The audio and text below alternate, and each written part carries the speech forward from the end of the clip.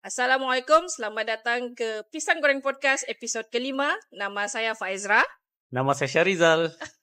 Okey, hari ini kita berada di Damn Good Burger di jalan di Bandaraya. Bandaran. Bandaran. Saya selalu confuse tu jalan Bandaran dengan Jalan Dewan. Okey, so Chal, kafe ni, restoran ni dia sudah buka sejak 2016. Power. Daripada nama tu pun kau tahulah apa yang diorang jual. Iyalah. Burger lah. Ya. Dia orang punya signature burger dekat sini ada dua, Chal. Yang satu The Good Owls ke apa tu? Okay. Dengan satu lagi Notorious Burger. Okay. Yang Notorious Burger tu dia bilang dia dalam patty dia tu 200 gram berat dia, besar dia. Ada cheese di dalam. Oh, okay. The Good Owls burger is homemade lah. Ya, semua in-house dia orang buat. Oh, in-house. Ya. So, dia punya owner dia bilang, macam mana kau punya inspirasi, dari mana kau dapat inspirasi kan? Okay. Dia bilang, lepas dia habis belajar dulu, dia belajar culinary arts. Oh, okay. Habis belajar, dia bilang dia pergi Australia, melawat dia punya auntie di sana. Dia tengok dia bilang orang di sana, di Australia, makan burger for breakfast. So in just 2 hours, 400 patties habis terjual. Okay. So dia bilang, jadi bila dia balik Sabah, dia bilang, ini saya boleh jual ni, dia bilang. So dia buatlah Damn Good Burger.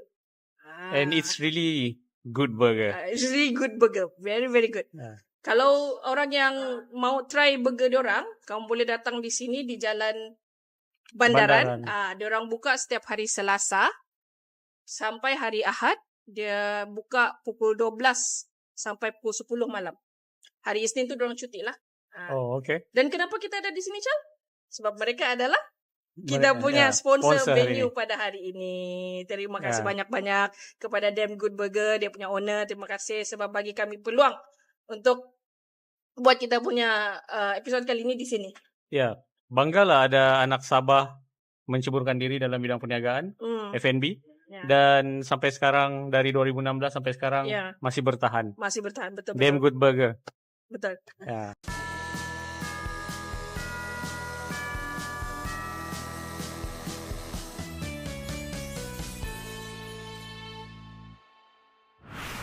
Okay, Chal. So, hari ni special sikit episod. Kenapa?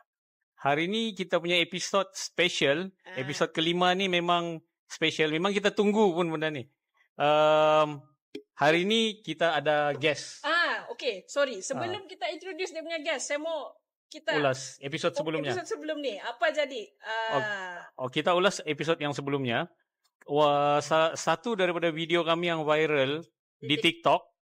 Entah siapa yang dengki dengan kami, diorang buat report, then video tu kena ban. So itu video adalah yang pasal kita cakap pasal stereotype Sabahan yang di Sabah Semenanjung, pakai currency apa dia bilang. So viral memang video tu. Dalam last saya check 300 lebih ribu views. Mungkin bukan dengki lah, saya rasa mungkin orang terlalu banyak like ke apa, terlalu share. TikTok tidak boleh tahan.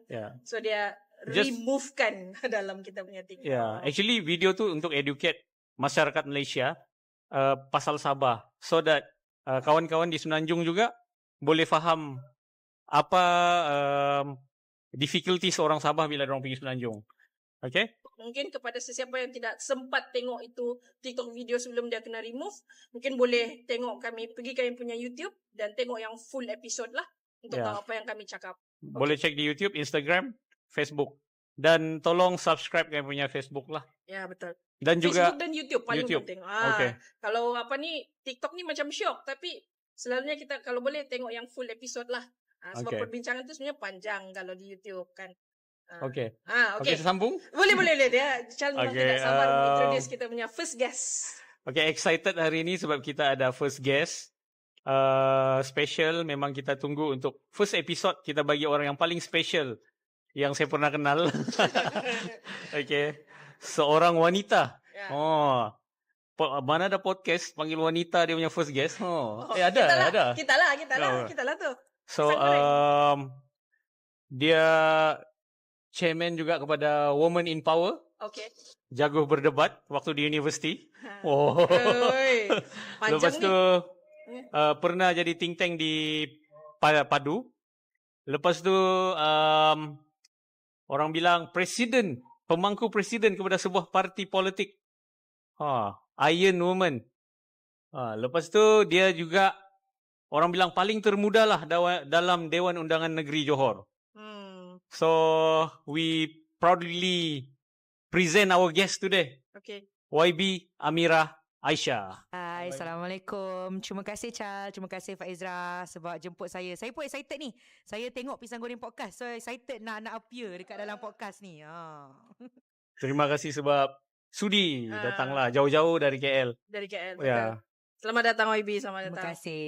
Yeah. Usually kan, because this is the first guest, to be honest, saya pun rasa nervous. Tapi kita bila saya mau tanya kan, YB, apa yang macam, boleh ke YB cerita background? Actually saya tahu, tapi mungkin ramai orang di Sabah dan mungkin di Malaysia yang belum lagi tahu macam mana background YB, what shape you become a stronger person you are, begitu. So, ya, mungkin boleh cerita latar belakang lah. First of all, saya cerita tentang background saya sendiri sajalah kan. Saya rasa bila saya, satu benda tentang muda ni, orang sentiasa merasakan bila mereka melihat muda, mereka merasakan muda ni anak-anak orang daripada bangsa bubble, muda ni anak-anak orang kaya, muda ni anak-anak orang yang highly privileged. Tapi sebenarnya muda ni sangat diverse dan saya sendiri adalah salah satu orang kata co-founder muda bersama dengan sebenarnya Chal juga yang daripada latar belakang yang sangat berbeza daripada apa yang orang fikir tentang muda. Saya sebenarnya membesar di sebuah kawasan setinggan di Johor Bahru, Kampung Melayu Majidi. Dan ibu saya dibesarkan oleh seorang ibu tunggal. Ayah saya meninggal sewaktu saya berusia 12 tahun. Dan saya dibesarkan oleh ibu tunggal saya bersama dengan 4 orang adik-beradik. Jadi panjang saya membesar, bukanlah nak kata kita ni hidup yang terlampau susah, tapi kita juga bukanlah hidup yang senang. Bayangkan seorang ibu, walaupun ibu saya bekerja sebagai guru, tapi membesarkan 4 orang anak, it's not an easy life. Tapi sepanjang saya membesar di dalam kawasan setinggan itu, saya sentiasa ada kesedaran yang saya rasa dipupuk oleh ibu saya sendiri tentang betapa pentingnya pendidikan. Of course, mak saya ni seorang guru, jadi pendidikan is very important untuk dia. Dan saya juga lihat, sebab bila saya membesar dekat dalam, sepanjang saya membesar tersebut, saya ada banyak kawan-kawan dalam yang duduk kat keliling saya, jiran-jiran saya yang pada usia semuda 14-15 tahun, ada yang sudah mengandung di luar nikah. Masa saya membesar, kawan-kawan saya ada yang bergelut dengan dadah. Ada ramai yang drop out daripada sekolah pada usia yang sangat muda. Dan saya rasa benda itu membentuk saya, shape me to become the person I am today. Sebab saya perasan bahawa apabila saya membesar dalam keluarga yang mementingkan pendidikan, kami dapat keluar daripada kepompong kemiskinan. Tetapi bila keluarga itu tidak mementingkan pendidikan, bila tidak merasakan bahawa pendidikan anak itu penting, kitaran kemiskinan itu masih berterusan. Dan apabila saya masuk ke sekolah, saya makin nampak perbezaan-perbezaan itu. Saya mula kenal, saya membesar dalam kawasan setinggan saya ni, lebih 90% sebenarnya orang Melayu. I think about 98% adalah orang Melayu. Tapi daripada kecil, saya tak pernah perasan tentang perbezaan perkauman dan sebagainya. Bila saya masuk ke sekolah, di sekolah rendah, saya bersekolah di Sultan Ibrahim Girls School, dan saya tak pernah nampak kawan saya yang Cina dengan India ni berbeza dengan saya. Saya tak sedar yang peluang yang saya ada, peluang yang mereka ada berbeza. Sehinggalah saya masuk ke sekolah menengah dan saya melihat, membaca banyak benda-benda masa tu kita tak ada social media lagi kan. Kita baca berita. Tapi kita adalah masa tu Friendster, MySpace, atau masa tu zaman-zaman tu kita masih lagi baca blog. Kita tak ada baca dekat Twitter ke apa ke, belum lagi. Tapi saya sedar yang macam ada banyaklah benda dekat dalam negara kita ini yang sebenarnya tak adil. Tak adil kepada orang-orang rakyat Malaysia itu sendiri. Tidak kira daripada segi kaum, daripada segi agama, mahupun daripada segi kelas. Maknanya saya rasa bila kita tengok kelas tu macam B40 yang high income ni, kelas-kelas atasan ni peluangnya lebih banyak. Mereka yang berada di kelas bawahan ni peluang tu mungkin ada, tetapi dia punya starting point tu berbeza. Jadi daripada saya kecil tu, saya memang tahu I want to do something about education lah. Saya nak buat sesuatu tentang pendidikan. Tapi saya nak jadi cikgu, tapi mak saya tak kasi saya jadi cikgu. Mak saya cikgu tapi tak kasi saya jadi cikgu.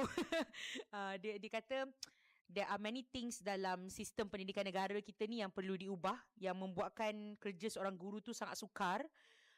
So dia kata kalau you nak buat sesuatu tentang pendidikan, you change the system. Bukan menjadi seorang guru, you change the system. So benda tu I think shape the way I think, membentuk pemikiran saya lah. So kalau YB masa tidak jadi cikgu, what did you study in uni? Kalau macam tu? Saya the funny thing is saya lepas tu bila saya membesar pada semua kan, saya sangat nak jadi diplomat tau. I really wanted to become a diplomat. Satu mungkin sebab yalah kita bukan dari keluarga senang. Jadi saya ni bila tengok orang keluar negara, saya nak pergi luar negara. So saya bayangkan jadi diplomat ni dapat pergi luar negara. Dan kan misalkan mindset yang mudah. Tapi dan juga saya nak menjadi orang yang dapat membawa nama Malaysia. Saya nak represent Malaysia on a global platform. Tapi pada masa tu saya search kan, kalau nak jadi diplomat kena belajar apa. Dan saya sedar nak jadi diplomat you tak payah ada specific thing that you need to study. Dan pada masa yang sama, macam yang saya cakap, saya ada interest in pendidikan. So I initially wanted to take cause my mother, mak saya ambil TESOL lah, tapi di UK. Dia dulu adalah penerima beasiswa JPA dulu kan. Masa tu itu je lah cara you nak pergi luar negara pun. So I wanted to take that, dan of course dia tak bagi. Dia kata go take something else kan. So bila saya fikir saya nak ambil, bila saya nak belajar ni, saya nak ambil benda yang memang saya nak tahu. I wasn't really thinking of nak kerja apa, lebih kepada saya nak belajar apa. Jadi saya alhamdulillah saya punya pilihan, kalau masa kita isi UPU tu kan, ada pilihan 1 sampai pilihan 7 kan. Pilihan saya 1 sehingga ke 5 tu semua saya letak jurusan undang-undang. Dan alhamdulillah memang saya dapat saya dapat ke pilihan pertama saya, iaitu saya belajar undang-undang di Universiti Islam Antarabangsa Malaysia. So untuk jawab soalan Faizrah, saya merupakan graduan undang-undang. Saya juga telah pun menjalankan chambering, bermakna saya have been called to the bar. Orang panggil called to the bar lah, maknanya kita boleh praktis. Cuma saya punya PC practicing certificate saya dah expired. I kena renew lah, tapi saya tak renew. So saya merupakan graduan undang-undang lah. Okay. So kalau macam sekarang kita panggil YB, so maksudnya sebab Chal pun ada cakap tadi ahli Dewan Undangan Negeri Puteri Wangsa di Johor. Maksudnya selepas habis belajar tu terus jadi lawyer, ataupun macam mana tu dia punya perjalanan tu? Perjalanan politik maksudnya. Betul. Perjalanan Cuma politik. boleh tiba-tiba YB. Itulah, saya sebenarnya perjalanan politik saya rasa especially Chal, Faizrah close witness to my journey lah. Dan saya merasakan bahawa perjalanan politik saya itu masih singkat tetapi sangat steep. Orang kata ada orang masuk politik mula daripada bertatih sehingga naikkan, tapi perjalanan saya sangat steep, tiba-tiba terus tiba-tiba drastik. So mungkin saya sewaktu di universiti, selain daripada berbahas, walaupun saya bukanlah sehebat seperti yang Charles sebut, saya juga sangat berminat dengan aktivism yang melibatkan reformasi institusi. Jadi pada waktu tu kan masih lagi ada protes bersih dan sebagainya. Saya suka benda-benda macam tu sebab saya rasa macam inilah masa untuk orang muda bersuara tentang perkara-perkara ni kan. So benda tu membuatkan saya membaca politik. Tapi saya ada ni perangai orang yang orang Malaysia ramai ada perangai ni, and I was guilty of this perangai juga, which is saya merasakan saya tak nak masuk politik. Saya memang cakap dengan mak saya, I would never enter politik. You baca politik tapi tak mau masuk politik. I read about politics and I understand betapa pentingnya politik, tetapi saya macam no, I rasa no. I think politik ni kotor. Saya rasa politik ni kotor. Politik ni adalah tempat yang orang hanya inginkan kuasa dan duit semata-mata. Dan kita boleh je buat perubahan tanpa politik. Dalam pemikiran saya macam tu. Jadi itu saya rasa I was sitting on a high horse. Bagi saya itu satu pemikiran yang berlagak lah bagi saya lah bila fikir balik in hindsight kan. Tapi selepas saya tamat undang-undang dan saya tamat chambering saya direkrut masuk ke dalam satu organisasi yang dipanggil PADU, which is a think tank macam yang Charles sebut tadi, kepada Kementerian Pendidikan Malaysia. Mungkin YB di waktu tu zaman Dr. Mazli lah. Masa tu zaman Dr. Mazli. Mungkin YB boleh terangkan sikit lah apa padu tu. Nanti orang ingat padu yang kita... Dia bukan padu yang kita isi sekarang ni. Jadi, okay.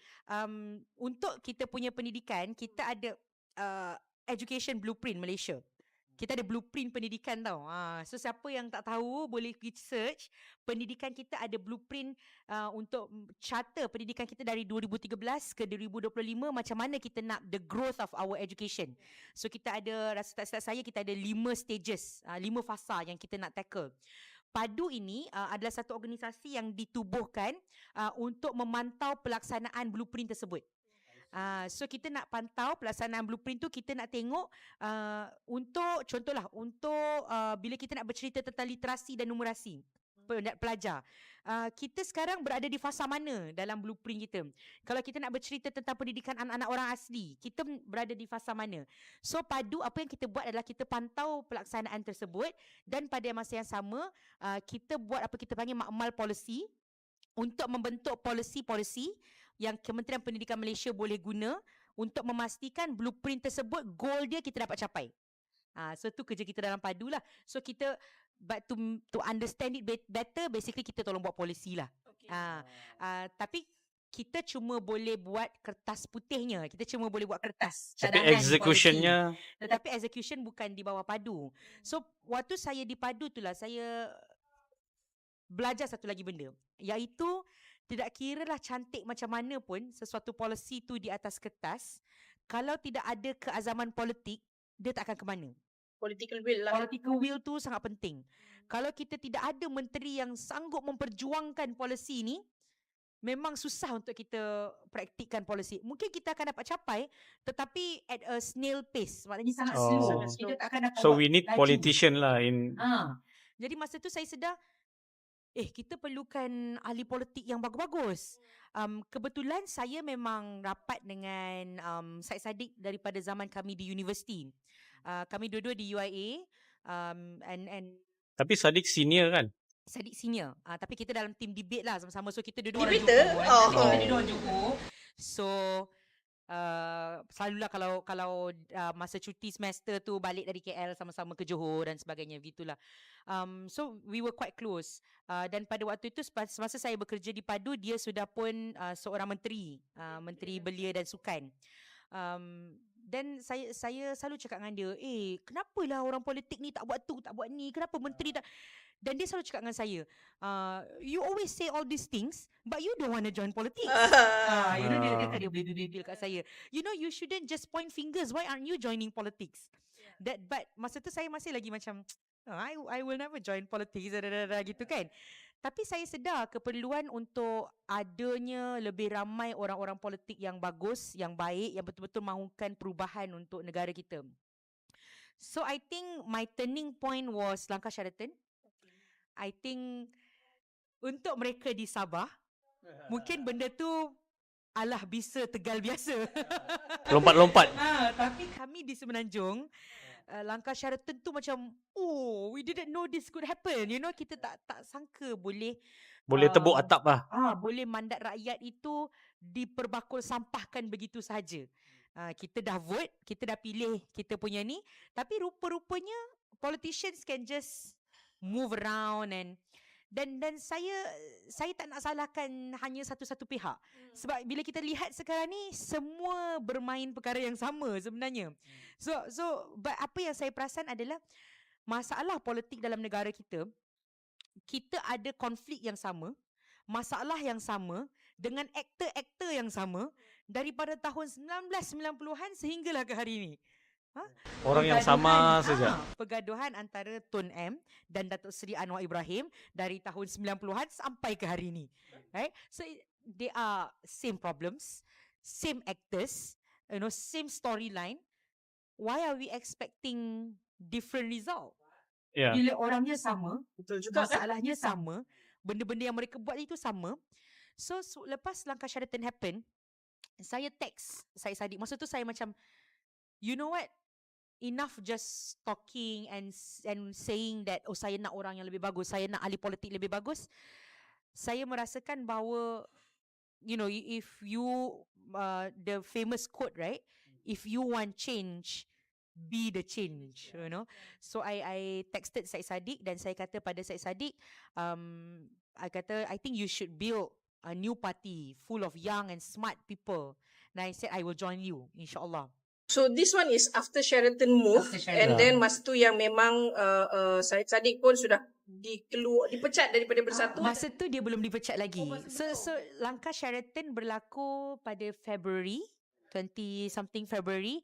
I texted him right after, the day after, sejurus selepas. Jadi pada waktu itu masih limbo. Kita pun tak tahu sebenarnya dia akan ikut Muhyiddin ke, dia akan ikut Tun M ke. So betul lah yang YB ada bagi syarat dengan YB Saddiq yang if you want me to join you, the party must be multiracial, something like that. Sebab itu sebenarnya dia macam kena backtrack kan. Sewaktu dia tubuhkan Bersatu, sebab dia salah seorang co-founder Bersatu, dan Bersatu ni adalah parti semua Melayu. Dia pernah ajak saya masuk Bersatu. Sebenarnya bukan pernah lah, dia banyak kali ajak saya masuk Bersatu. Yalah, sebab selalu macam apa ni politician ni kan. Kau ni buat bebel je kan, kenapa kau tak nak buat apa-apa kan. Mungkin dia fikir macam tu lah. So dia ajak saya masuk Bersatu. Tapi saya cakap dengan dia, saya kata, Saddiq, it's just not me lah, tu bukan saya. Walaupun saya ni saya bangga menjadi orang Melayu, tetapi saya tak rasa jiwa saya berada di sebuah parti yang berasaskan kaum. Sebab saya rasa bila saya membesar di kawasan Setinggan, saya ceritakan kawasan Setinggan, 90% lebih orang Melayu, dan kami tidak pernah di kawasan kami tu, setiap pilihan raya memang akan parti Melayu menang. Memang UMNO akan menang. Tetapi kenapa kalau parti ni betul-betul memperjuangkan Melayu, kenapa orang Melayu ni tak keluar pun daripada kampung kemiskinan? Masih juga sama. Jadi saya tak percaya dengan perjuangan tu. Sebab saya merasakan bahawa mereka hanya menggunakan bangsa tu sebagai dia punya laungan perjuangan, tapi they don't really want to do it pun. I'm not saying all of them. Saya rasa ini adalah saya yang dahululah. Bila saya dah masuk politik ni, saya sedar sebenarnya adalah dalam setiap parti tu ada orang yang baik, ada orang yang kurang baik. Tetapi largely mereka pun tak tahu apa yang mereka perjuangkan. Jadi saya cakap dengan dia, saya tak boleh masuk Bersatu ni sebab saya tak boleh masuk parti yang berasaskan kaum. Jadi bila kita nak tubuhkan parti yang baru, pada waktu tu kita tak tahu nama parti tu apa. Cuma bila Syed Saddiq, bila I texted him tu, dia call. Ni memang terus lah. It was in the same day lah, tapi tak adalah macam terus kan. Dia cakap dengan saya, my team is fractured now. Yalah, dia pun lepas langkah Sheraton berlaku tu, ada yang tinggalkan dia, ada yang mengkhianati dia lah. Dan dia kata, I could really use a friend on my team lah, macam tu. And I quit my day job. Saya berhenti saya punya kerja yang tetap. Tapi dia cakap dengan saya, I cannot offer you much. Tapi saya pada waktu tu saya fikir tak guna gaji besar tapi keadaan negara kita masih sama. Jadi saya kata tak apa, I just want to help you through this. But yeah, so masa kita dalam perjalanan untuk, kalau nak cerita tentang penubuhan parti ni sangat panjang. I think Chal is part of it. You know how it was. But the crux of the matter is pada waktu itu kita kena pastikan parti kita ini adalah sebuah parti yang memperjuangkan suara semua. Dia bukan sekadar multiracial. It should also be kelas-kelas semua kita kena ada. Kita kena memperjuangkan segala kelas. Kita kena memperjuangkan suara mereka-mereka yang tidak didengari. Sebab tu orang kata perjuangan muda ni tak berapa palatable kepada orang-orang biasa. Sebab kita bersuara juga untuk mereka yang tak ada suara lah. They might not be our voters, but we speak for them dan sebagainya. So nak katakan syarat tu, I did say that, but I think Sadiq juga sebenarnya dia waktu saya cakap dengan dia, saya tak nak join bersatu sebab bersatu ni parti semua Melayu ni, dia kata tak apa Mira, you masuk dulu and then together we can change it from within. Itu masih dalam bersatu lah. So dia sebenarnya dia pun jiwa dia jiwa multiracial tu. Tapi dia rasa dia dapat ubah bersatu menjadi multiracial. Macam mana dapat, sorry Mak Bibi, terpotong pula. Macam mana dapat idea yang sebab saya ingat saya pun part of the movement. Yeah. So macam mana Amira dengan Sadiq dapat the idea of kumpul all the youth from different background. Saya juga youth juga, walaupun sudah 42. Masa tu bawah 40. Masa tu saya masih bawah 40. Baru 38 time tu saya ingat. Wih, dah 4 tahun dah kan kita struggling. Okay. Macam mana come the idea yang kita kumpulkan all the youth? Because I remember waktu kita first meeting tu, and the press is outside the Club Sultan Sulaiman, and semua youth from different background. That's the first time I met kalau saya boleh mention sini, Undi 18 punya co-founder Kira, all interesting people like Jalil Rashid, Nadir Ashafiq, all these younger Malaysian yang power lah. I mean, saya datang dari kawasan rural area, so I didn't realize that time that these people, Amir Hadi semua ni, is actually big name in their industry respecting industry.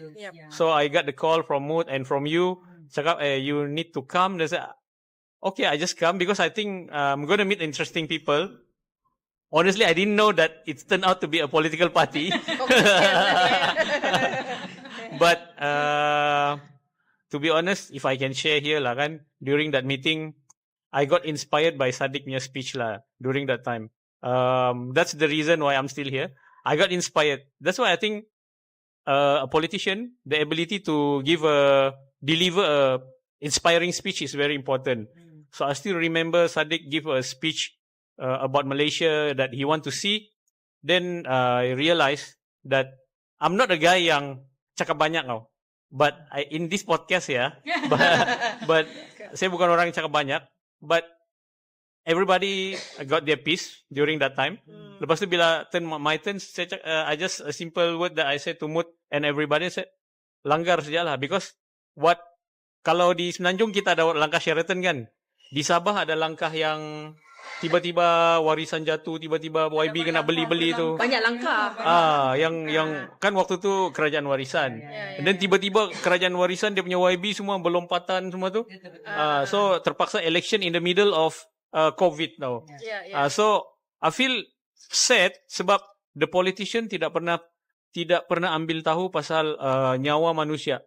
Begitu. The politician, they just buy this YB, and then all this YB lompat, and then another politician just dissolve the blah blah blah kan, semua begitu. And then it's all about power, and people life is at stake. Lepas tu banyak nyawa yang terkorban because of that election. But I don't blame any of that to the government that time because they have to do what they have to do. But I feel sad that the politician sanggup dibeli. So that time, a bit of anger and a bit of inspiring speech from Sadiq. Then I was like, okay lah, we just go ahead, do this lah. Okay. So yeah, that's tapi kan, how lah. sebab ini saya memang dalam tahun 2020 lah, COVID time, February langkah Sheraton dan semua tu, dan election tu September 2020. So in between tu lah yang macam di sana lah yang idea untuk menubuhkan satu parti baru yang mungkin berbeza sedikit ni timbul kan. Cumanya yang macam masa kamu orang punya perjumpaan pertama di Club Sultan Sulaiman. Rundingan Muda Malaysia. Ya, Rundingan Muda Malaysia. Itu dalam bulan berapa tu? Itu Ogos tu itu dekat kemerdekaan. 31 Ogos. Ya, 31 Ogos 2020. That means 2020. memang right after a month after yang pembubaran DUN di Sabah. Yeah. Also you were very angry lah sebenarnya. I'm motivated by anger Oh, And okay, of okay, course, okay. inspiring speech by YB Sadiq lah that time. Okay. And then what happened after that? Mungkin saya boleh jawab soalan Chal yang awal tu. Macam mana kita boleh panggil 30 orang tu kan. Kita cuma tahu kita nak ada parti. Tapi pada waktu itu kita tak tahu sama ada bila parti ni akan ditubuhkan. Adakah kita nak tubuhkan sekarang? Adakah kita nak tubuhkan tahun depan? Adakah kita nak tubuhkan lagi 5 tahun? Tetapi kita tahu yang parti kita ini perlu mendengar suara orang muda daripada pelbagai latar belakang. Jadi waktu tu dalam tim asal yang mencari, yang rekrut orang ini bukanlah mereka-mereka yang famous, melainkan Syed Saddiq. Nobody knows, tak ada siapa kenal Amira Aisyah. Masa tu mana ada sesiapa kenal Amira Aisyah. In fact, saya pun saya ada Twitter saya cuma saya guna untuk tengok. Nobody knows Amira Aisyah. Masa tu dalam tim kami yang mula-mula rekrut orang, saya, Syed Saddiq, Amshar, tidak ada siapa kenal Amshar, Lokman Long, tidak ada siapa kenal Lokman Long, dan Afiqah Zulkifli, tidak ada siapa juga kenal Afiqah Zulkifli. Jadi kami yang memikirkan siapa nama-nama yang kita rasa we want to hear what they've got to say. Sebab kita tahu, contohnya kita tahu ekonomi itu penting, kita tahu pendidikan itu penting, kita tahu reformasi institusi penting, undang-undang penting, agriculture penting. Tetapi kita tidak mempunyai kemahiran-kemahiran tersebut. Jadi kita nakkan orang-orang yang ada kemahiran yang pelbagai. Masa tu saya ingatlah kan, jadi kita macam pecah tau dah. Kita bahagi-bahagi tugas. Okay, you cari this kind of people, you cari this kind of people, you cari this kind of people. There was a little bit of disagreement whether or not kita patut involvekan orang-orang CSO. Okay. Kerana kita tahu I was I have many friends in CSOs, dan saya tahu yang banyak CSO ni tak suka politik. Jadi kita fikir nak ke involvekan kan, tapi I was fighting hard untuk involvekan CSO. Sebab buat apa kita nak buat tentang reformasi institusi tanpa CSO friends. And so daripada situlah kita bahagi-bahagi. Jadi daripada 5 yang kecil tu dia berkembang sikit. Kita panggil Mutalib, Nadir, dia dah mula masuklah Amir Hadi. Dan daripada situ dia makin berkembang. Jadi kita tahu yang kita perlu ada agamawan. Jadi kita panggil PU Rahmat pada waktu itu. Kita perlukan orang yang faham tentang refugee dan juga stateless. Kita panggil Cikgu Rahayu. Kita nakkan orang yang faham tentang pendidikan. Kita ada Cheryl Fernando. Orang yang faham tentang orang muda dalam politik. Kita panggil Undi 18, Kira Yusri. Kita nak orang yang tahu tentang ekonomi. Jadi kita ada Mutalib, Razi Tajuddin, Nadia Ashafiq. Tapi masa kita tengok list tu kan, kita kata, mana kawan Borneo kita? Sebab kita semua ni orang Semenanjung. So Mut kata, tak apa, Mutalib lah dia yang kata. Mutalib kata, aku ada kenal seorang orang Borneo ni, dia petani. Dia petani moden, dan dia memang bijak. Dia ni selalu cakap dekat dalam Twitter pasal cocok tanam, pasal bertani ni semua. Jadi dia yang berikan nama Chal. And so kita panggil lah. So the original 30 tu, okay, konon-konon the original 30 lah. Kita sebenarnya tidak mahu mendedahkan nama mereka. We wanted to keep it quiet sebab many of them have their own CSOs, have their own, they would rather not be out there. Tetapi senarai nama tu was leaked out. I don't know how in the media. Ya, kita pun tak tahu bagaimana, tapi senarai nama itu dipecahkan keluar lah. So people found out. So it became a news yang Syed Saddiq akan berjumpa dengan 30 orang muda. There was a lot of commotion juga sebab ramai lagi orang muda macam asal tak panggil. Macam tu. Tapi sebab kita masa tu, yalah kita ni orang muda yang kita bukannya lah ada duit yang banyak untuk kita sewa tempat yang besar ataupun kita boleh bergerak sangat. So kita started with 30 ni. Tetapi kita nak mendengar suara semua orang sebenarnya. Sebab itu lepas tu kita masa tu pun, kalau Chal ingat, masa tu baru kita take a vote. Kita buat undian. Adakah kita nak mulakan sebuah movement, atau kita nakkan sebuah political party? Of course Saddiq and I, yalah kita of course kita nakkan political party, tapi kita nak be democratic in this process, right? And so when he gave his speech, unanimously everyone decided it has to be a political party, Including the activists, including those who don't want to join politics. So some of them didn't even join Muda in the end, but they wanted another option to what we have today. Ya, termasuklah Chal pada waktu itu mengundi untuk adakan sebuah political party. Then the first thing we did was kita pecah-pecahkan the original 30 kepada kamu melihat polisi, kamu melihat kewangan, kamu melihat ni, untuk kita tengok how do we want our political party to look like. And then kita buat jelajah. Dan saya bertanggungjawab untuk berjelajah ke Sabah. Okey. Jelajah ke Sabah tu nanti kita ni dulu. Mungkin kita ambil masa sedikit untuk berehat. Kembali selepas ni. Kembali ke Pisang Goreng Podcast. Ini episod yang ke-5. Dan kita masih lagi berada di Damn Good Burger, Chal. Ya, di Jalan Bandaran. Jalan Bandaran. Kalau kamu mau merasa burger yang sedap, datanglah ke Damn Good Burger. Sebab burger-burger dia signature, homemade. Dia punya patty tu special. Dia buat sendiri. Dia buat sendiri. So, datanglah ke Damn Good Burger. Okey, dia punya opening times setiap hari Selasa sampai hari Ahad pukul 12 tengah hari sampai pukul 10. So, siapa yang lagi-lagi yang kalau di KK tu kalau mau try good burger, Damn Good Burger, kena datang ke sini. Okey, sebelum kita berehat tadi, YB ada cakap pasal jelajah Sabah. Apa tu jelajah Sabah tu? Selepas kita habis rundingan Muda Malaysia tu, kita nak jumpa lebih ramai orang. Mula-mula kita jumpa 30 orang ni. Lepas tu kita sedar, of course kita semua tahu yang ramai lagi orang-orang muda kat luar sana yang bijak, yang lebih bijak daripada 30 orang yang ada dalam bilik rundingan dekat Kelab Sultan Sulaiman tu. Jadi kita kata kita kena jumpa lagi kawan-kawan CSO yang berbeza, kita kena jumpa pakar-pakar, kita kena jumpa grassroots, dan kita memutuskan untuk mengadakan jelajah pertama kita ke Sabah. Jadi sebab itu Muda ni sepertinya dilahirkan di Sabah. Begitulah sebab kita jelajah pertama kita ke Sabah.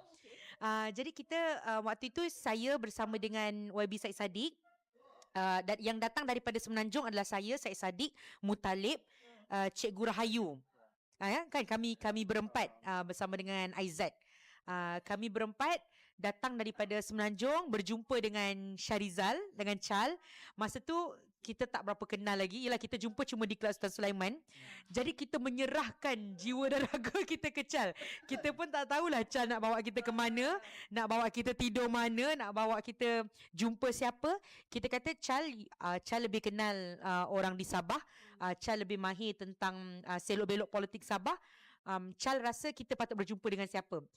Kebetulan juga selain daripada Chal, Mutalib dan Cikgu Rahayu, dua-dua ni mereka pun aktif dalam scene aktivism kan. So mereka pun kenal ramai CSO, kontak-kontak. Jadi kita mulakan jelajah.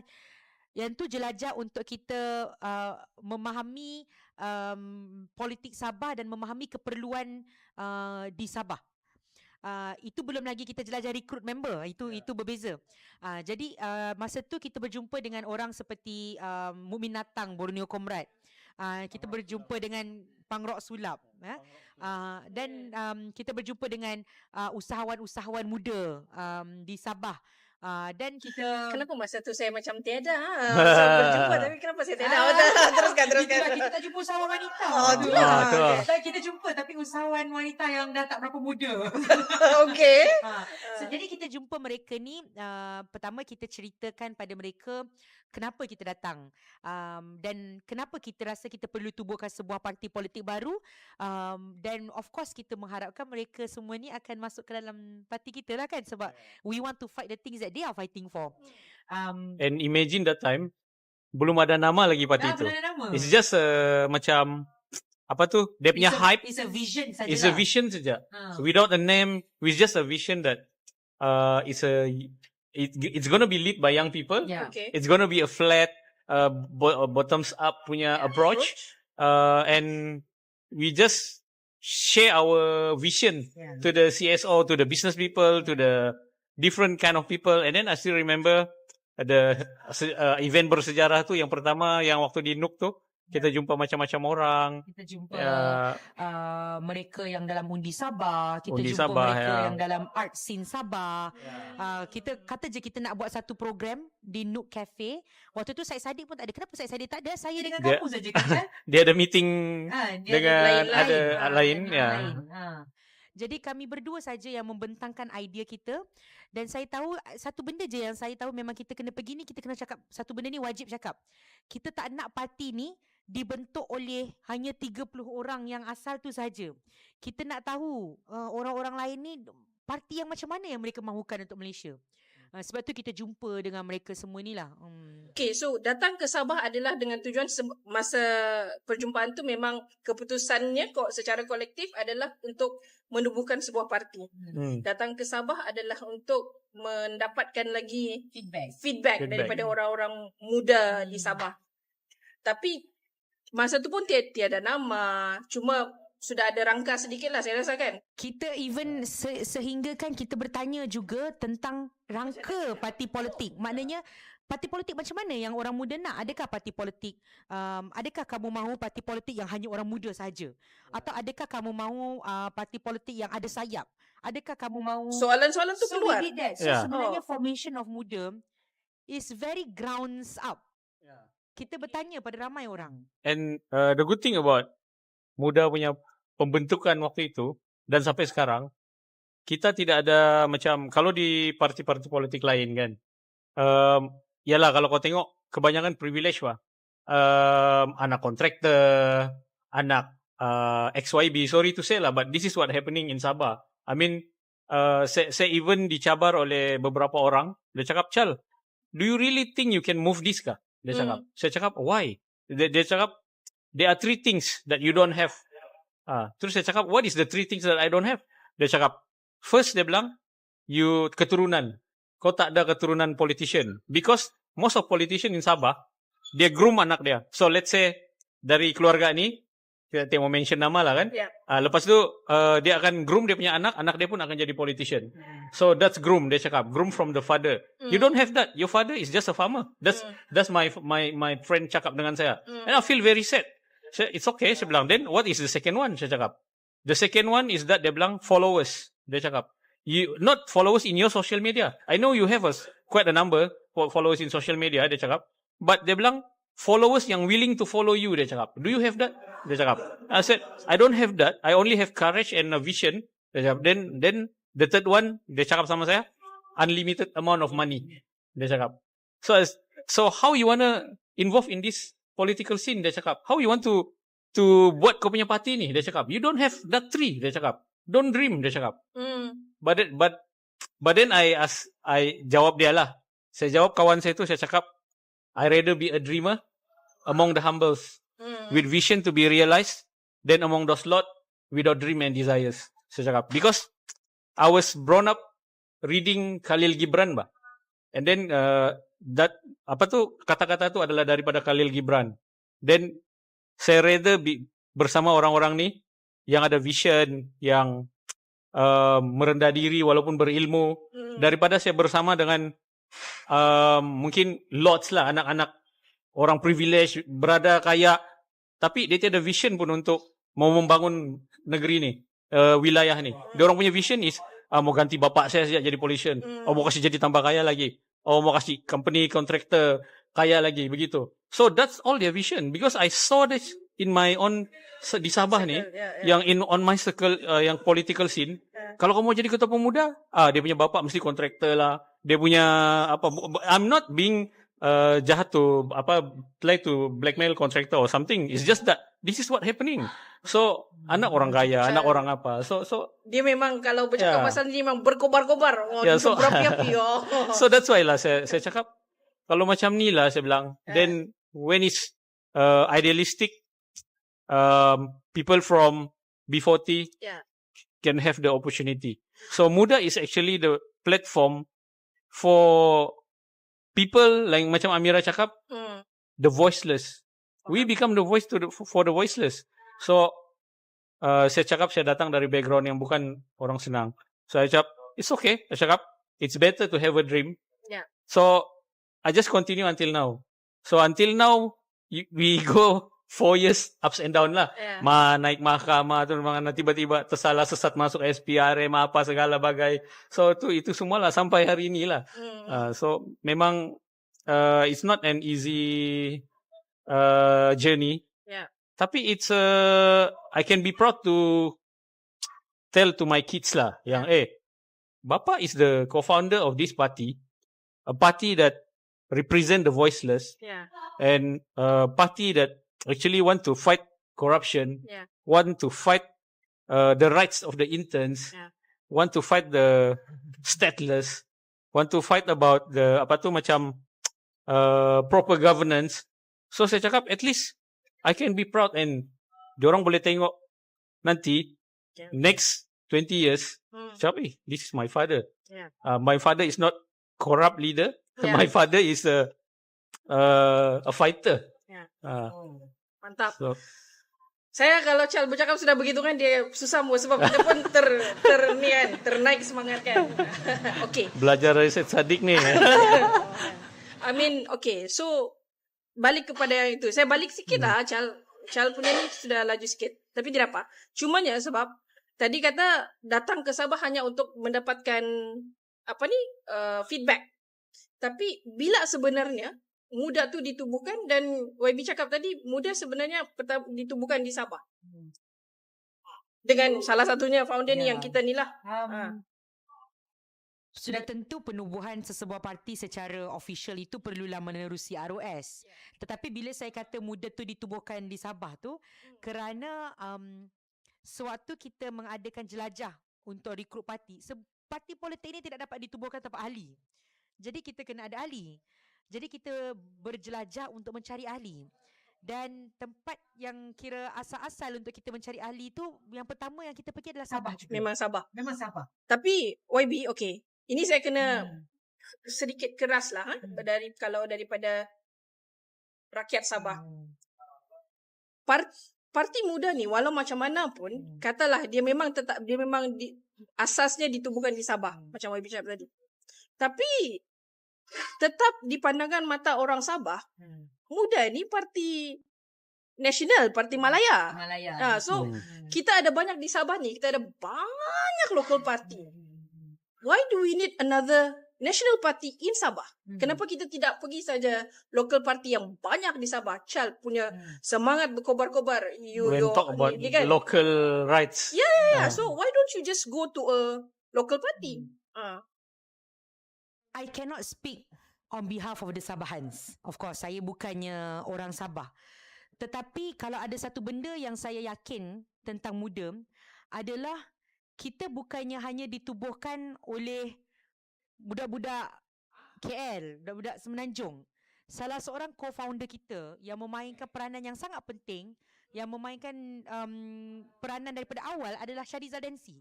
Bermakna daripada awal penubuhan kita, semangat partnership antara Semenanjung bersama dengan Sabah dan Sarawak itu sudah ada. Dia bukannya macam parti nasional yang lain. Dia ditubuhkan di Semenanjung. Kemudian ada kawan Sabah dan kawan Sarawak yang didaftarkan bersama menjadi part of the chapter. Right? Tetapi kita daripada awal penubuhan, one of penaja kita sudah pun orang Sabah, sudah pun daripada Borneo. Bermakna daripada awal penubuhan kita recognize bahawa sebagaimana cantiknya Malaysia ini, sekarang ni mungkin boleh dipercantikkan lagi lah. Dengan kita nakkan bagaimana parti ini perlu mencerminkan how we want Malaysia to look like. Macam mana kita nak Malaysia ni? Kita nak Malaysia ini recognize the equal partnership of Sabah dan Sarawak. Begitu juga dalam parti muda. Kita nak recognize the equal partnership of our friends in Sabah dan Sarawak. Sebab itu daripada awal penubuhan kita sedar kepentingan itu. Sebab itu kita ni ramai, kita faham ramai daripada kita ni orang Semenanjung. So we already have these people from Semenanjung. Sebab itu daripada awal kita pergi ke Sabah dulu. Sebab kita nak recognize this is our partner. You know, this is not just part of our chapter. This is our equal partner. Jadi bila kita nak bercerita tentang kalau orang kata parti muda ini adalah parti Malaya, itu not completely right. Ya, sebab mungkin kita tidak ditubuhkan dalam ROS negeri, kita ditubuhkan di ROS Persekutuan, tetapi daripada awal penubuhan kita adalah Parti Malaysia. Bermaknanya daripada awal penubuhan kita dah recognize the partnership of Sabah dan Sarawak itu. And paling benda yang saya bangga lah kan, kita buat convention. Waktu tu kita struggling on register the party sebab ROS, all those Ada things. masalah. Then kita turun naik court. Then kita buat satu convention. Then saya ingat lagi kita punya huruf pun masih huruf muda, huruf kecil, semua tu. And then kita pergi convention tu. And then in my heart cakap kan, saya harap-harap lah kan, dorang jangan letak Sabah Sarawak as part of that 13 state bah, negeri. Saya harap-harap lah, saya bilang. And then mula-mula saya adalah skeptical sikit sama kawan-kawan Semenanjung. Mau pergi yang convention ramai-ramai tu. Convention. Sekali sampai, when I saw the map kan, I proud with the kawan-kawan Semenanjung. Dorang letak Sabah, Semenanjung, Sabah and Sarawak. Begitu. So they recognize that in Muda, we recognize that Sabah and Sarawak is actually partners in Malaysia. And then saya macam, siapa yang buat ni? Ada orang cakap, then that time Luqman cakap, nasib, this is the thing lah, dia bilang. This is the thing that we want Malaysia to look like, dia cakap. Equal partners waktu tu. Saya cakap, congrats Luqman, saya cakap. You did a right thing. Then lepas tu, I still remember, when kita kan buat live hari tu, 1,000 views. Then lepas tu, one of the comment I saw, YB Jennifer Lasimbang, thanks. Dia komen sana, this is the right thing, dia bilang. I'm so proud to these young people, dia bilang. So, I have hope lah to the young people. Banyak orang cakap, these young people, snowflake generation, yada. But these young people yang letak, and not even from Sabah, yang letak Sabah and Sarawak recognized as equal partners. Not the boomers politician tau. This the young people. And not even Sabahan. So I thanks Luqman and the team for that. Team penerangan that time. So to me, the fight, the struggle for Sabahan and Sarawakian is actually also the struggle of Malaysian. Yeah. Mungkin satu lagi lah yang saya nak tambah. Ini satu benda yang saya betul-betul percayalah, dan semenjak saya menjadi pemangku presiden, I'm doing my best dan really hard untuk memastikan agar pengiktirafan itu bukan sekadar kosmetik semata-mata. Kita pun tak nak orang kata, alah kau letak je, tapi sebenarnya kau tak fikir pun macam tu. Sebab tu satu benda yang bila saya nak datang ke sini tempoh hari kan, saya contact Faizra, saya kata, Faizra, I really want to learn about MA63 in proper di Sabah. Sebab kita belajar MA63 ni, saya ni law student, dan saya suka politik. Jadi saya belajar MA63, tapi saya belajar MA63 daripada sudut pandang orang Semenanjung. Jadi saya kata pada Faizra, I want to learn about MA63 dari sudut pandang orang Sabah. In fact, I was trying really hard to cari buku-buku MA63 daripada mereka the signatories.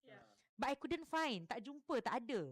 Sama ada tak ada ataupun saya tak jumpa. So kalau ada penonton Pisang Goreng Podcast yang tahu buku apa saya patut baca, tolong recommend dalam komen. Jadi saya boleh cari.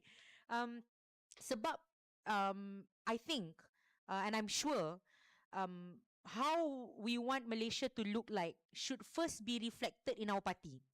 Kan? Kalau kita nak Malaysia ni recognize Sabah dan Sarawak sebagai equal partner, parti kita juga perlu recognize Sabah dan Sarawak as equal partners. Sebab itulah saya juga sangat bangga untuk kata bahawa we have among the best young people in Sabah, di dalam Muda Sabah. Okay. So itulah sebagai YB sebagai pemangku presiden, apa pendapat YB sebenarnya tentang politik di Sabah? Sebelum saya menubuhkan Muda, saya tak berapa fikir tentang politik di Sabah dan Sarawak. Of course kita tak masuk politik sebelum memulakan parti. Kita tak rasa benda tu saya tak fikir benda tu begitu berbeza dengan politik di Johor ataupun politik di Melaka, di Selangor. But when I started muda, of course I have to learn a lot, right? Dan masa kita turun ke Sabah, saya perasan bahawa politik di Sabah ini sangat-sangat berbeza dengan politik di Semenanjung. Sangat-sangat berbeza. Kita kat Semenanjung, masa awal-awal dulu, baru 4 or 5 corner fight kita dah macam, ush, lain macam ni. Tapi masa PRN Sabah, untuk pengetahuan Faiz Ezra dan kawan-kawan, saya berkampung di Sabah sewaktu PRN Sabah. Saya ronda juga. Saya tour. Sepanjang, saya rasa saya ada di sini seminggu lebih, throughout the campaign, sepanjang election. Dan saya tengok kan ada satu yang 16 penjuru tau. Mana tu? Zaman macam bahagian Kota Merudu macam Bila tak kita silap saya. pergi ke jalan raya kan, all kinds of flags. For me, ini saya sebagai orang luar, I see the spirit of democracy there. Whether it is right or not right is another matter. But the fact that begitu ramai orang Sabah yang menubuhkan parti kerana mereka cakna tentang politik tu is something yang mind blowing for me. Which is very different from Semenanjung. Semenanjung kita selama ni kita tengok bendera BN, bendera PAS, bendera Pakatan Rakyat dululah sebelum Pakatan Harapan, dan bendera Harapan. Barisan alternatif. Tapi bila kita datang sini, kita ini sampai ada satu kerusi tu, sekarang di Semenanjung dah lebih normal, tapi dulu tak ada. Sebelum 2020 tak ada. Di mana ada satu kerusi tu adalah logo kunci, logo kerusi, logo pokok, banyak calon bebas. Dan to me, from an outsider, saya rasa berani betul orang-orang ni kan bertanding sebagai bebas. You know, kita tahu calon bebas ni tak boleh menang. You know, kalau kat Semenanjung kat Semenanjung pemikiran kita begitu. Kita tahu calon bebas ni tak boleh menang. Tapi dia berani. So satu, saya rasa, wow, my first impression was democracy is alive here. Itu saya punya first impression. Kemudian saya dibawa oleh Syarizal, oleh Chal, masuk ke pelbagai tempat sewaktu PRN Sabah itu. Dan salah satu tempat yang kita pergi adalah di pulau termiskin di negeri Sabah, iaitu pulau yang paling besar di Malaysia dan juga pulau paling miskin, iaitu Pulau Banggi. Dalam masa tu tengah COVID, kita pergi dekat kita lalu Kudat, lepas tu kita naik. Waktu tu tengah election. Yeah. So kebanyakan ferry tu sudah di-book oleh parti-parti politik untuk bawa pengundi mereka ke Pulau Banggi. Lepas tu kami menyusup sikitlah menyamar jadi parti politik tu. Bawa pengundi ke Pulau Banggi. Maksudnya bukan penduduk di Pulau Banggi. Penduduk yang balik mengundi balik lah. Mengundi untuk balik mengundi. So kami terpaksa lah sikit menyusup, menyamar jadi parti politik ini tu apa semua untuk tembus ke Pulau Banggi. Dan saya rasa reality di Pulau Banggi, Mira pun nampak lah. Kedai kayu-kayu. Jadi bila saya sampai ke Pulau Banggi tu, sangat sedih lah. Sebab apa yang saya nampak waktu itu, sebab tengah election kan, jadi Triton masuk, you guys panggil apa, ninja korang panggil? Tu Super King. Masuk macam ni kan, macam kibar bendera. Tapi di Pulau Banggi tu, rumah-rumahnya macam dah nak roboh, dalam keadaan yang sangat tenat. Dan saya masa tu kita jumpa calon bebas. Dan calon tu kata kebanyakan orang-orang di sini tak ada air rumah mereka. Jadi bila mereka buang air tu, dia buang air dalam plastik, kemudian dia ikat dan dia buang ke belakang rumah lah. Ke belakang rumah. So masa tu kan kita pun tahu bahawa 8 daerah termiskin dalam Malaysia ini berada di Sabah. So dalam otak saya fikir, how could a state where democracy is really alive be so bad in terms of the discrepancy of mereka yang kaya dan mereka yang miskin. Dan saya ingat masa saya balik daripada Pulau Banggi tu, saya emotional sikit. So saya balik tu macam tearing up lah. Sebab tak boleh, you tengok keadaan tu. Saya bukan orang yang senang, tapi bila saya tengok keadaan itu, dia bukannya susah, dia tidak bermaruah langsung. Macam they are not, you don't recognize them as human beings macam tu. Sebab you bayangkanlah kan, you masuk tu dengan you punya Ninja dan Super King Super tu. King yang mahal-mahal. Dan I tanya macam mana dia masuk tu, maknanya dia naik macam sewa ferry dua lah. ferry, dia rapatkan. You are willing to do that untuk campaign. How much do you spend to do that? How that money, duit tu sebenarnya boleh digunakan untuk membantu mereka di Pulau Banggi. Tetapi tak digunakan. So masa tu saya balik, saya memang cakap dengan Chal dan beberapa kawan lain yang ada pada waktu itu, yang kawan-kawan Sabah. Saya ingatlah masa tu memang kita sama borakkan Chal, kita kata we cannot turn a blind eye. Sabah, we have to fight nails and teeth for Sabah. Kita kena berjuang untuk Sabah. To be honest, Pulau Banggi ni banyak potensi. Tapi mungkin kita dapat pimpinan-pimpinan di Pulau Banggi yang kurang idea lah. Bila jadi YB siap mau beli Ninja King. Bila YB siap mau beli Super King. Instead of tolong the rakyat, tapi dia tolong diri sendiri dulu. So it's sad to see lah, to be honest. Yang kami pergi makan tu, imagine lah, ini story kami pergi makan di satu macam gerai-gerai tu dengan Mira. So dia punya menu semua Maggi. Maggi telur, Maggi laksa, Maggi kari, Maggi semua Maggi lah. Restoran dia sebab dia bilang tiada air. So the yang orang boleh ada. Maggi pun pakai air juga. Iyalah, tapi air yang tong-tong tu saja.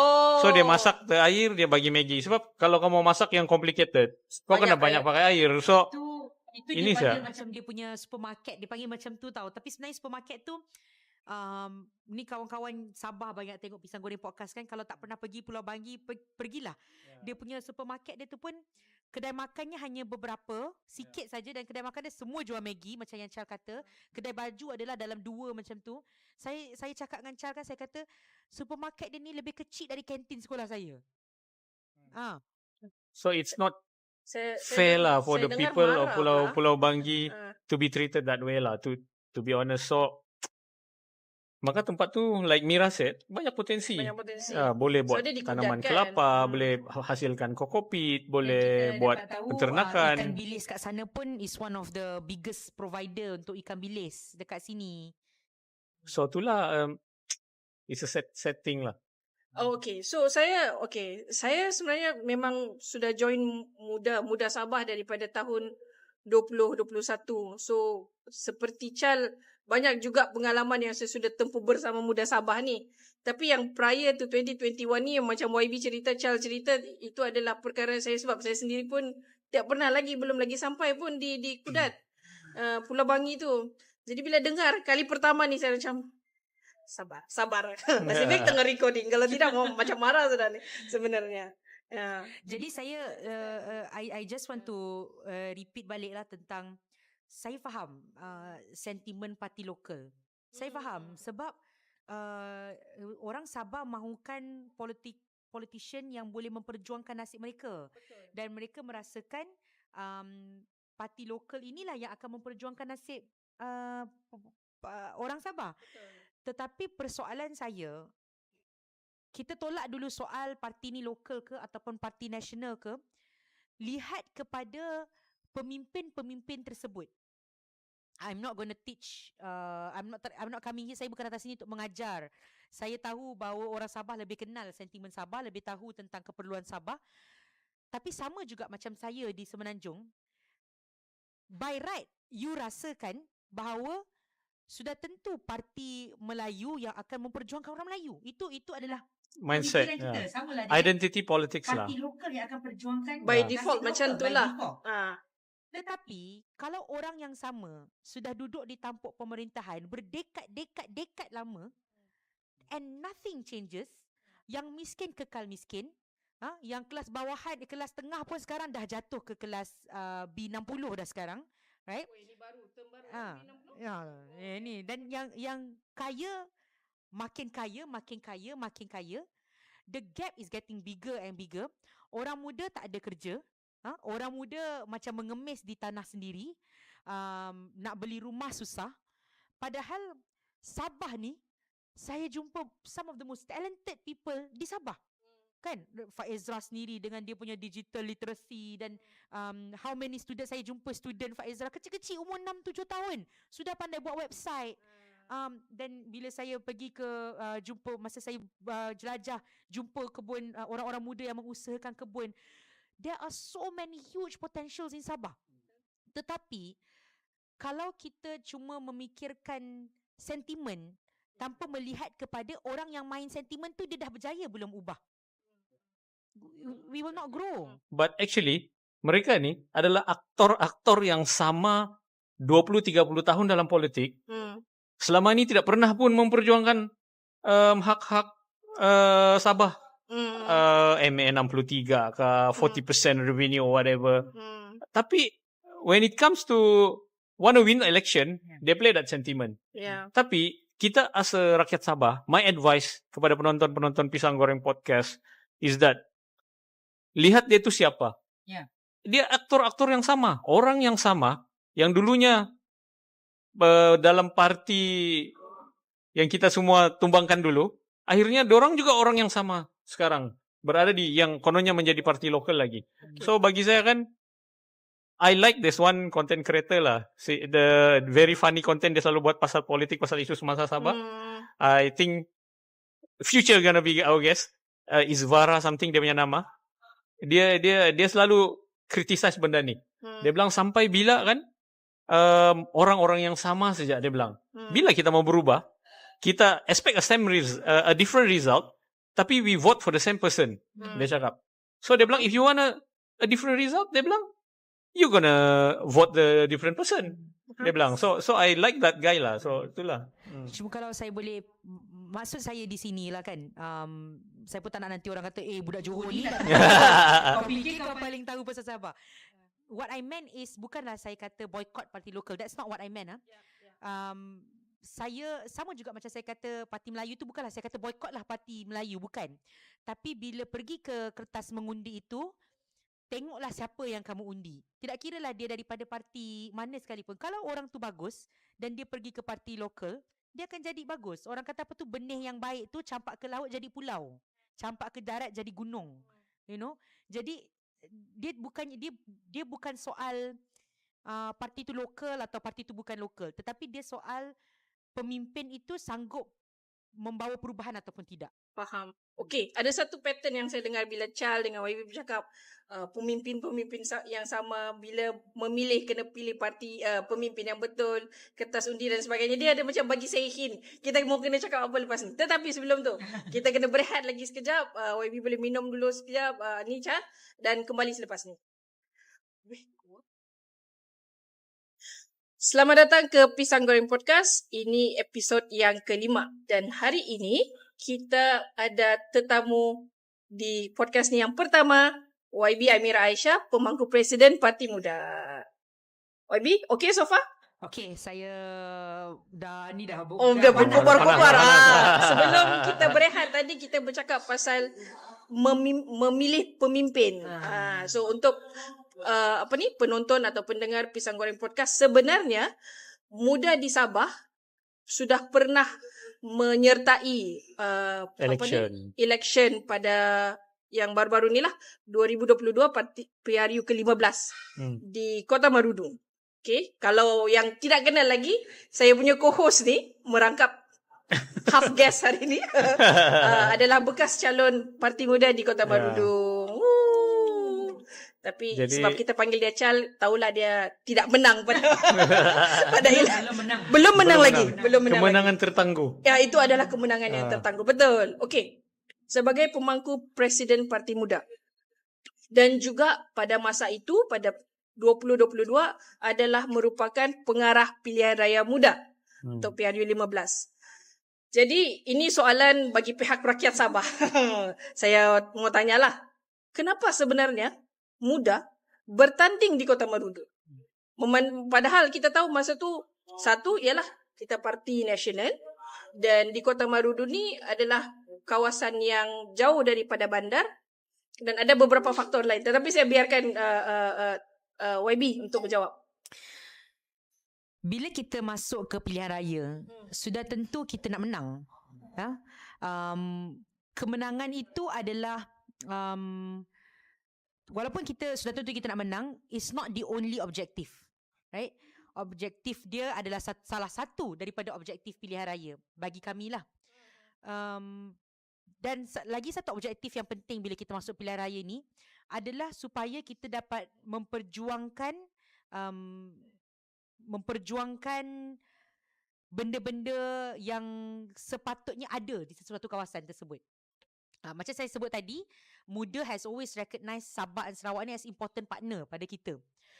Jadi peliklah kalau kita berkata begitu, tetapi tiba pilihan raya kita tak masuk ke pilihan raya di Sabah dan Sarawak.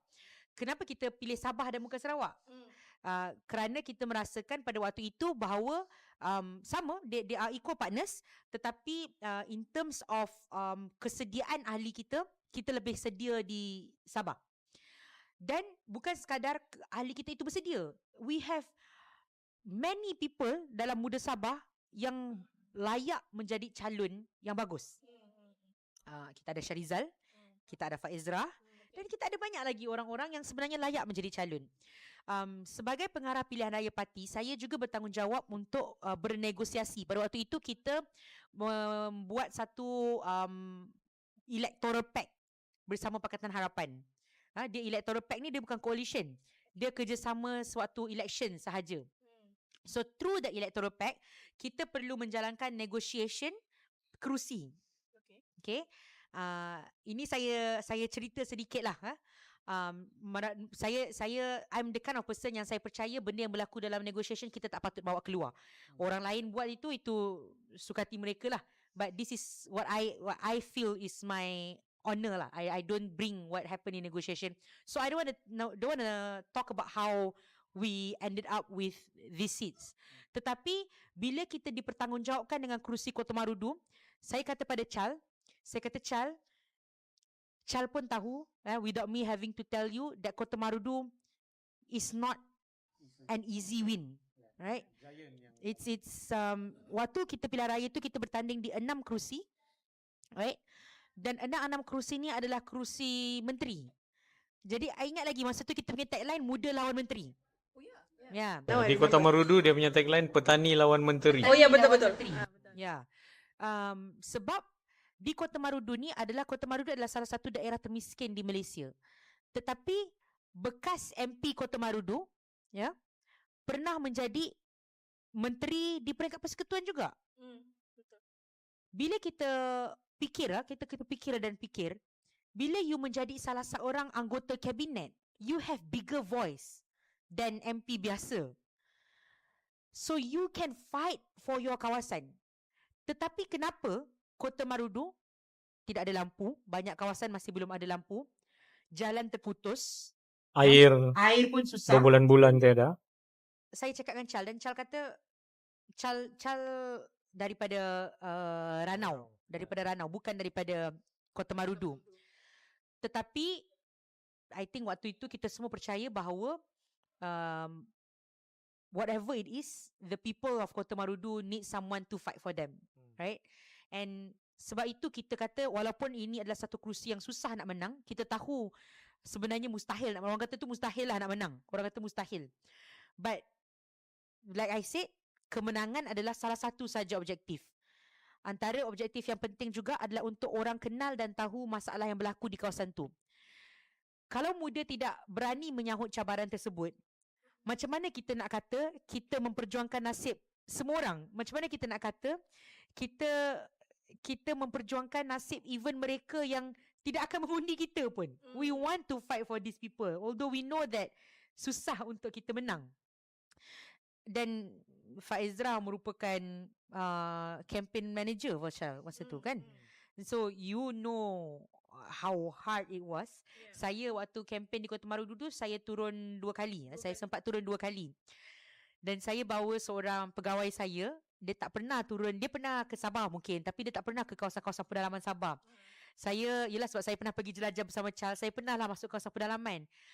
It was untuk orang dari Semenanjung kan, bila you masuk kawasan pedalaman Sabah ni, dia lain dengan kawasan pedalaman Semenanjung. Dia memang rasa macam nak pergi tandas tak ada air, Kan nak pergi, ni bukannya tandas dekat tepi jalan, ni tandas rumah penduduk. Kan tandas rumah penduduk tak ada air, dah tiba malam gelap gelita. Kan ni another of my officer is here, Rashifa. Dia pun turun ke Kota Marudu pada waktu tu. I think it was an eye opener to all of us. So decision untuk bertanding di Kota Marudu itu adalah satu decision yang sukar, dan satu decision yang berani. Bukan berani untuk saya sahaja, tapi saya rasa yang paling berani sekali ada Syarizal lah. Sebab nama dia, his name was on the line. Duit dia yang digunakan. Dia yang berjauhan dengan keluarga lebih kurang 1 bulan untuk memperjuangkan 2 bulan untuk bertapak di Kota Marudu. Dia yang terpaksa mendengar orang cakap, kau ni bukan parti lokal, kau ni bukan parti lokal, kau ni bukan orang sini. Sikit saya tambah. Dan pada masa tu isteri Chal heavily pregnant at that time. Itu bukan pengorbanan yang kecil bagi saya. Sebab saya pernah bertanding. Saya tahu when you were contesting, walaupun you ada tim yang sangat hebat, it was a lonely journey. You, walaupun you ada, katalah manager you bagus macam mana sekalipun, you at the same time you akan rasa, tapi dia tak faham perasaan aku sebagai calon. Pengorbanan tu besar. But Chal was willing to make that sacrifice because saya tak kenal lah siapa lagi dekat Sabah ni yang lebih genuine memperjuangkan suara orang Sabah daripada Chal. Dan untuk benda tu saya sangat hormat Chal. Dan kalaulah kata Chal, kalau sebagai eco-partner ni Chal dan Faizrah ni, kalau mereka kata pada saya, Mira, walaupun kita dah kalah Kota Marudu hari tu, kita nak bertanding lagi Kota Marudu, I respect that decision.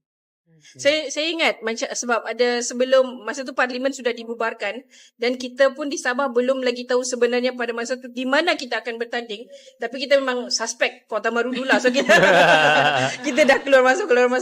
Saya ingat dalam perjalanan balik ada satu kali tu tengah malam pukul 1 pagi rasanya, dapat mesej, Amira mau call, mau bincang sesuatu perkara yang penting. So saya dengan kawan, kita berhenti di tepi jalan pukul 1 pagi tu Chal, perempuan 2 orang, 1 orang lelaki, waktu bertelefon dengan Amira yang tak tahu di mana tu. Dan dia tanya, saya ingat lagi Amira tanya, mahu atau tidak kita bertanding di Kota Marudu? Sebab masa tu I think the negotiation hampir finalized. Dan Amira I think wanted to ask us to confirm whether we really want to do it or not. Dan masa tu kita cakap, kita sudah sampai di sini, kita kena habiskan. Dan saya akan bagi kau peluang, tapi saya bagi cakap. Okay. Sebagai orang yang bekerja dalam tim Chal masa tu, kita betul YB cakap, bila kita sebenarnya kita mau tolong Chal dalam pilihan raya tu, kita tahu kemenangan tu susah, tapi kita mau juga bekerja untuk ke arah itu. Dan at that time our mindset is, kita tahu kau calon, tapi kau buat je lah apa yang kami suruh. Kau punya perasaan tu memang kau kena tolak tepi lah. Begitu memang. Sebab Chal, bila orang nampak calon dia ni kan, tapi sebenarnya Chal terima banyak arahan apa yang kami minta dia buat, dia buat saja. Tidak pernah satu kali pun dia komplain. Jadi inilah selepas 2 tahun, Chal mungkin boleh share sikit kau punya perasaan sebenarnya masa kempen tu. Jadi host Tapi sebenarnya bila bercakap pasal negotiation di antara political party, one thing that I realize kan Mira, because saya datang dari business background, dari agriculture, dealing business with people, rupanya bernegosiasi dengan businessman lebih baik daripada bernegosiasi dengan politician. Politician dia tidak boleh 1 tambah 1 jadi 2. Dia 1 tambah 1 boleh jadi 3, boleh jadi 4 kalau dengan politician. Dan bayangkan masa tu saya ingat dalam bilik negotiation tu, I was the only woman and I was also the youngest one. Wow. Facing these people yang nama besar ni, yang nama dia sudah besar sebelum saya lahir lagi. Dan pengalaman mereka dalam politik lebih ni daripada YB. Okay. So that time I realized one thing lah, when negotiation with politician, you cannot macam sama dengan bila kau negotiate business. So maybe I'm inexperienced that time, but it's okay, it's a learning curve. Then lepas tu kita pergi Kota Marudu, and one thing that I learn, actually, at least I show to the young people. There's one video yang with all the youngsters. The tagline before this kita punya muda lawan menteri kan. The tagline petani lawan menteri is by the youngsters, the Form 6 student. The Kota Marudu, the Form 6 student cakap, ni Abang Chal yang petani kan. So ni petani lawan menteri lah. Then they chanting petani lawan menteri, petani lawan menteri. So the word petani lawan menteri that time datang daripada budak-budak sekolah. Saya lupa sekolah mana tu hari tu yang kita pergi tu. Di area Tandik. Terus budak-budak Form 6 tu yang kasih start. So then I have hope to the young people. And actually kita dapat 3,000 lebih undi adalah lebih baik daripada yang 3 pencabar lain yang ada di bawah kita. Imagine it's orang bilang heavyweight bah punya tempat ni. Betul. Ada 2 heavyweight di sana yang memang salah seorang Dun Bandau, YB Wedrum, dan salah seorang lagi yang berhormat Datuk Maximus Ongkili. So it's 2 heavyweight that we need to lawan lah. But then Pak, yang paling penting bagi saya waktu tu adalah to inspire the young people yang jangan takut untuk melawan dan jangan takut untuk kalah. Sebab a battle ni, probably we lost the battle that time lah. But in the long run, we gonna win the war lah. So, mau kasih inspire orang yang a farmer pun boleh buat something. And orang yang bukan dari background politik pun boleh buat something. Orang yang bukan dari background politik pun boleh buat fundraising. Begitu. Boleh gather a team. Boleh berani masuk kampung, berani ajak the YB berdebat. Tapi at the end dorang tak datang pun. And dorang takut kali ya. Lepas tu yang paling sedih tu waktu kami di sana, setiap pagi kan kami sama si Chia saya punya actually Chia campaign manager, dia pengarah pilihan raya. So Chia yang jaga calon waktu tu. And the funny part is every time pagi kalau kami mau mandi, kami dengan Chia angkat tuala jalan ke rumah di sebelah tu. Kalau bukan rumah yang sebelah lagi, sebab rumah kami tu tiada air. Dia orang punya air tu water supply orang tidak konsisten. Dan itu baru kita cakap pasal air. Itu belum lagi dia orang punya electricity supply yang tidak konsisten. And very sad in Kota Marudu. Beberapa minit ya daripada kawasan Pekan yang nampak macam maju tu, beberapa minit ya line telefon sudah tidak seberapa baik. Macam kalau kau pergi kawasan-kawasan tertentu di macam area-area macam Damai, Talantang, ada area yang blind spot pasal line telefon ni. So saya fikir kan takkanlah.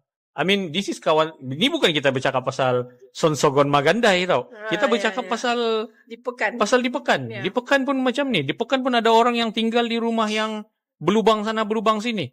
Bukan kita cakap pasal yang jauh-jauh. Kalau saya sebut pasal Sonsogon Magandai lagi, pasal Samparita lagi sedih. Okay, untuk makluman kawan-kawan penonton Pisang Goreng Podcast yang dari Semenanjung, waktu di Kota Marudu, ada ayah yang terpaksa gendong anak dia, mayat anak dia. Selama 1 jam berjalan sebab van jenazah tu tidak boleh lalu sebab jalan licin. So imagine kalau dari Sonsogon Magandai itu, kalau orang mau beranak kan, dia mau turun pergi hospital di Kota Marudu, mungkin belum lagi sampai Kota Marudu dia punya anak sudah cucu bah. Betapa teruknya dia punya jalan bah. I mean so those kind of thing kan kita kena fight lah. Saya menang atau saya kalah, at least saya highlight the issue. And paling menyedihkan kan, macam saya cakap, kalau kamu mau keputusan yang berbeza, jangan undi orang yang sama. If you want a different result, jangan buat benda yang sama, buat benda yang berbeza. Kalau orang ni tak boleh perform, bagi peluang orang-orang muda yang lebih proaktif dan progresif. So itu yang saya mohon, bukan untuk Kota Marudu saja, tapi untuk kawasan-kawasan lain di Sabah. Wei, ada tambahan? Nah, saya rasa bila bercerita tentang Kota Marudu ni, Chal dan Faizrah lebih tahulah tentang apa yang berlaku. Cuma kalau sikit saja yang saya boleh tambah, orang kita tidak boleh mengharapkan mak, ayah, atuk, nenek kita untuk berubah prinsip dan pemikiran mereka. Sukar untuk mereka yang sudah lama ni untuk berubah. Tetapi kalau kita orang muda pun tidak mahu apa-apa perubahan, cuma ingat satu je. Apa yang kesusahan yang kita lalui, adakah kita nak juga anak kita, cucu kita melalui kesusahan yang sama? Kita sudah tentu nakkan anak dan cucu kita mempunyai kehidupan yang lebih baik daripada kita. Jadi setiap kali pergi ke kertas undi, ingat satu, kita bukan sekadar mengundi untuk kita hari ini. Kita sedang membuat pilihan yang akan mendatangkan kesan kepada anak kita, yang akan mendatangkan kesan kepada cucu kita. Sebab itu pentingnya bila tiba pilihan raya, fikirlah baik-baik siapa yang kamu mahu anak dan cucu kamu ni, siapa pemimpin mana yang kamu mahu untuk anak dan cucu kamu. Deep dia punya nasihat tu kan. Deep. Walaupun saya belum ada anak lagi. Okey. Itu kita bercerita tentang kenapa muda bertanding di Kota Marudu pada tahun 2022, PRU yang ke-15. Sekarang ni 2024. So, yang tengah hot, se-hot pisang goreng di Sabah adalah upcoming election Sabah yang ke-17. Kalau ikut tempoh, penggal akan tamat pada September 2025 lah. Tapi daripada hari ni pun ataupun daripada semalam lagi sebenarnya pilihan raya tu anytime boleh dipanggil. Jadi, soalan panas saya ni. Ini soalan panas daripada Pisang Goreng Podcast kepada YB Amira. Apa perancangan muda untuk pilihan raya negeri Sabah yang akan datang? Are we going to contest in the next election? Saya sebenarnya, kita stres juga tengok dia jadi host kan. Kita dah kata kita recognize Sabah as equal partner. Jadi sebagai pemangku pengurusi Sabah, apa perancangan Faizrah? Ingat dia je boleh jadi host. Weh, lain kali bagi hands up. Aduh. What do you think? Saya jadi host. Okay. Apa pertama YB saya host. Saya nak guna peluang ni untuk dengar juga kan. Pada pendapat Faizrah, what do you think should this election be focusing on? Pilihan raya Sabah ni perlu berfokus tentang apa? Masih lagi tentang sentimen lokal ke? Ataupun perlu berfokus tentang apa? What do you think? Dan bagi pemangku pengurusi Sabah ni, what kind of role should muda play in the election? Sebenarnya kalau berkaitan dengan sama ada sentimen parti lokal ataupun parti Malaya tu, pada saya sebenarnya, sebab saya berada dalam muda, jadi pada saya apa yang paling penting adalah sebenarnya pemimpin tu sendiri. Tidak kisahlah dia pakai bendera apa pun, yang penting sebenarnya adalah adakah pemimpin itu mahu membuat sesuatu untuk perubahan Sabah atau tidak. Itu yang paling mustahak. Parti hanyalah dia punya platform. At the end of the day, if you are in a position of power, what are you going to do about it? Okay, itu saya punya ni lah. So, apa peranan muda Sabah yang saya fikir kita boleh main sekarang? To be honest, as a political party, I think semua orang faham yang kita untuk menyertai pesta demokrasi ni, kita sepatutnya akan susah sebut perkataan ni, nanti orang disalah ni. Tapi kita sepatutnya, kalau sebagai sebuah political party, memang sepatutnya menyertai pilihan raya yang akan datang ni lah. Tetapi ada banyak faktor yang kita perlu lihat sebelum kita buat keputusan untuk ke arah yang itu. Dan kita masih ada masa, kita masih berusaha ke arah itu. Tetapi kalau kita mengambil keputusan untuk menyertai pilihan raya pada kali ini, fokus utama Muda Sabah adalah sebenarnya untuk menggunakan platform ni sebagai untuk membawa suara orang-orang Sabah. Itu yang paling penting. Cuma yang saya boleh janji kepada follower, penonton, pendengar Pisang Goreng Podcast, lebih-lebih lagi yang peminat Syarizal tu, kalau kita bertanding, Chal, mungkinlah kita akan letakkan. Tengok Chal, boleh? InsyaAllah. Saya itulah kenapa saya kata Faizrah sebenarnya dia tanya saya tapi dia yang kena jawab. Sebab saya selaku pemangku presiden, I have set the bigger hala tuju parti. Tetapi daripada dulu kita recognize autonomi Muda Sabah dan Muda Sarawak untuk membuat keputusan berkaitan dengan pilihan raya. Sama juga dengan Muda Sarawak. Suatu election Sarawak pun mereka yang kita tak kata dengan ni, kita tak tanya mereka, kita tak kata okay kita tak nak bertanding, you setuju ke tak? No, kita kata Jeffrey is our pengerusi, Jeff nak apa untuk election ni? We are not asking for your agreement to our decision. We will follow your decision. So sama jugalah dengan Sabah. Cuma itulah sebab di dalam Muda ni memang daripada hari pertama lagi saya join Muda, sebenarnya saya tahu perjalanan di dalam Muda ni panjang. So kita kena buat sesuatu perkara tu perlahan-lahan. Yang penting kita akan capai juga matlamat itu pada satu hari nanti. Cuma kita kena terus ni lah kan, terus bersemangat, terus berusaha lagi. Saya nampak dekat atas ni, penonton tak boleh nampak lah, tapi ada satu poster. Dia tulis, belief is the energy that powers your dreams. So keep on believing. Alright. Kalau Chal tiada apa-apa tambahan? Ada? Tiada. Okay. Saya rasa ini podcast pertama episod pertama yang sebenarnya kita memang overrun kan. Kita punya production team dia macam gitu. Anyway, again kita berada di Damn Good Burger di Jalan Bandaran. Kepada orang-orang KK ataupun orang-orang di luar KK yang mau try a very good burger, boleh datang di sini. Damn Good Burger, dia orang buka daripada pukul 12 tengah hari sampai pukul 10 malam setiap hari Selasa dan sehingga hari Ahad. Dia orang tutup hari Isnin. Jangan pula datang hari Isnin dan kecewa.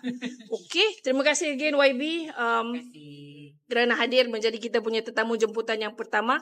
Chal juga terima kasih menjadi unexpected guest.